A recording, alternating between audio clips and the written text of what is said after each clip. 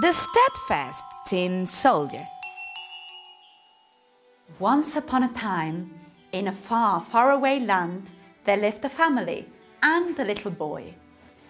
For his birthday, he said to his mum, Mummy, I want tin soldiers. That's what I really want for my birthday, tin soldiers.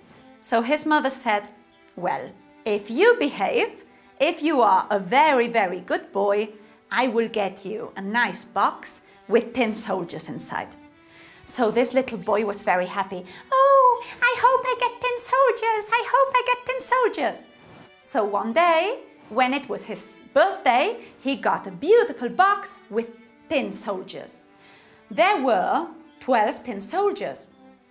They were all very nice, with a red hat and all the armor and the gun and the power gun and everything. But one of them only had one leg. I don't know why, but he only had one leg. So the little boy said, no problem. He will be the wounded soldier, the one who was wounded in war. So, okay, so he was playing and he was very happy, but he had to go to bed. His mother said, darling, you have to go to bed. So the little boy went to bed. But you know, at 12 o'clock, you know what happens at 12 o'clock. Of course, all the toys begin to play, begin to party. So the tin soldier was looking everywhere. And he thought, with whom can I play? With whom can I talk? And suddenly he saw this beautiful, beautiful dancer. This beautiful, beautiful dancer who had a beautiful suit and a beautiful skirt, you know, these big dancer skirts. And he thought, oh, isn't she beautiful? And she only has one leg too. And he thought, oh, isn't that nice? She's just like me. She only has one leg like I do. So, hopping and hopping and hopping, he got closer and closer to her. And they got talking. They started to talk, and they were really having a very nice time, a very nice conversation. And how are you and what do you like and aren't you lovely? And between you and me, I think they fell in love. I think they were very, very happy. But the dancer had two legs, but her position was a bit different. But she had two legs, not one like the soldier. So they went to bed, and at the next morning, the little boy decided to play. But then it was eating time, and the mother said, come on, darling, we have to go and eat. And the little boy had left the tin soldier on the window. And he went to have lunch. But he didn't know what was going to happen next. There was wind, a lot of wind. A lot of wind.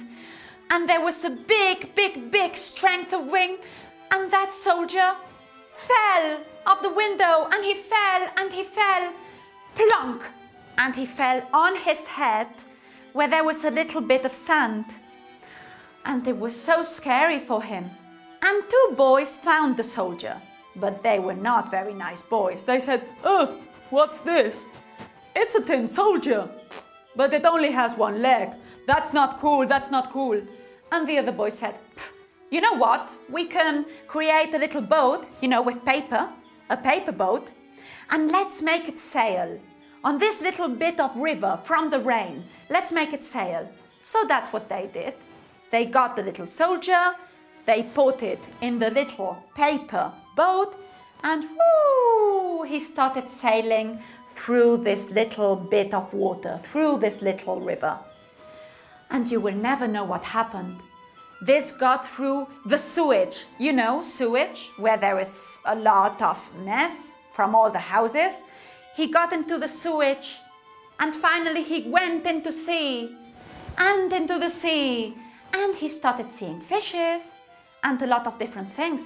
But suddenly there was this big, huge fish, and that fish was very, very hungry, and he went glop. And he swallowed the soldier. And the soldier, the tin soldier, was in the fish's stomach. And that was awful. What a shock! What am I doing in here? Help! Help! But nobody could help him. He was inside the fish's stomach.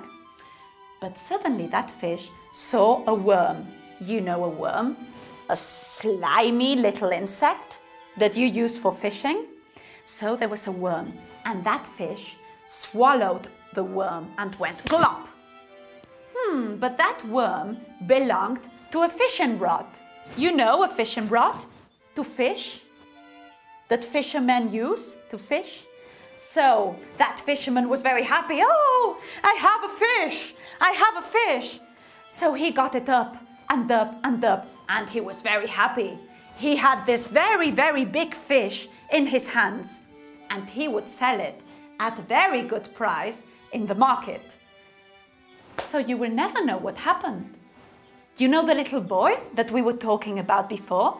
Well, that little boy had a cook, and that cook bought that fish. And what do you know? She got home, she cleaned the fish, she cut the fish in half. And what did she see? She saw the little soldier. The fish had caught it, and there was the tin soldier. Ugh, it was so smelly. Fishy, of course. It was very, very smelly.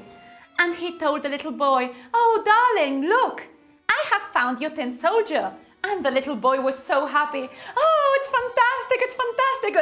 Ugh, it stinks. It smells very, very badly. It's fishy. And the cook said, "Don't worry, darling. I will clean it for you, and you can play with it again." So she cleaned it and washed it with soap, but it was still fishy. It was a bit stinky, you know.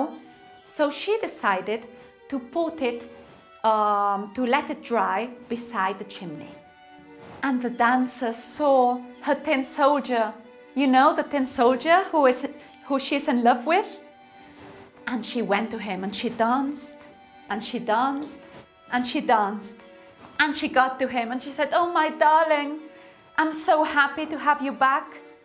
And they decided to be together, and they were so happy. They wanted to celebrate their love, and they started dancing and dancing and dancing. But they danced so much, so much, so much that they both fell into the fire of the chimney.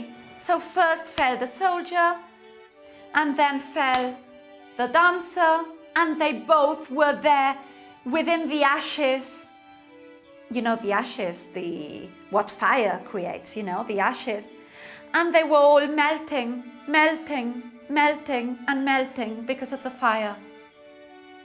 So it's quite sad, really, because the next morning they found a little tin heart, a little tin heart, and a little bit of pink clothes that belonged to the dancer stuck to the heart.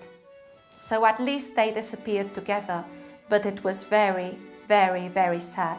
And the little boy cried and said to his mum, Where is my little tin soldier? And where is my dancer? Where are they? Where are they? Mummy, where are they?" And the mummy said, "Oh, don't worry, darling. We will find them. You know that everything always appears." But of course, they never appeared. So as you can see, this is a bit of a sad story. But you have to think that they disappeared together in love. And I'm sure that somewhere they lived happily forever after.